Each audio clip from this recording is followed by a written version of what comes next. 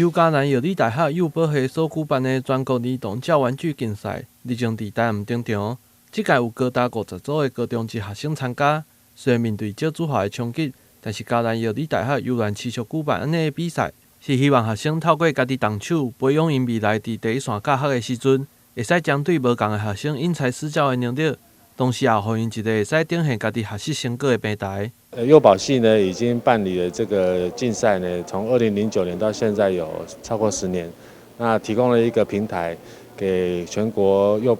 各个高中职幼保科的同学，发挥创意，然后来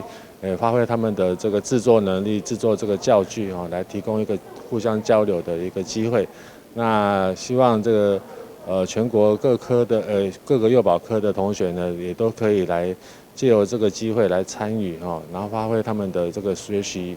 跟平日的这个训练。这个玩具虽然现在很多市面上都可以买得到，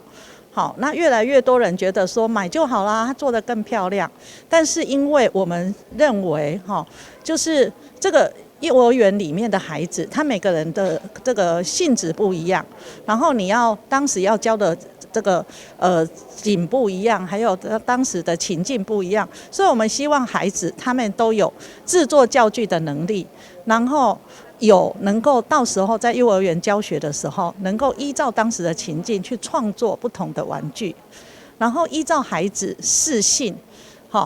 然后适龄创作适合这个孩子的玩具，这样才能真正启发到孩子的潜能，启发到孩子的一个特性，所以我们才坚持一定要办，让孩子能够磨练这样的能力。好，那同时我们这个办理，我们也要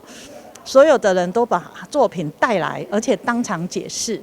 好，然后可以当场观摩，因为从观摩当中，他就可以看到别人的作品，可以启发自己的创造力。这届也有原住民的学生特别设计了原住民主题的教具，希望让部落的小朋友会使透过佚佗的时阵来了解家己的文化。因为我们想让山上的原住民孩子能知道，更了解自己的文化在做些什么，不想因为现在的主流社会让他们遗忘自己以前的文化。比较困难的应该是我们去到收集资料的部分，以及我们真正要把我们的教具带去试教的过程中，可能中间会有很多突发状况，以及我们带回来之后的检讨，以及小朋友他们的反应，是我们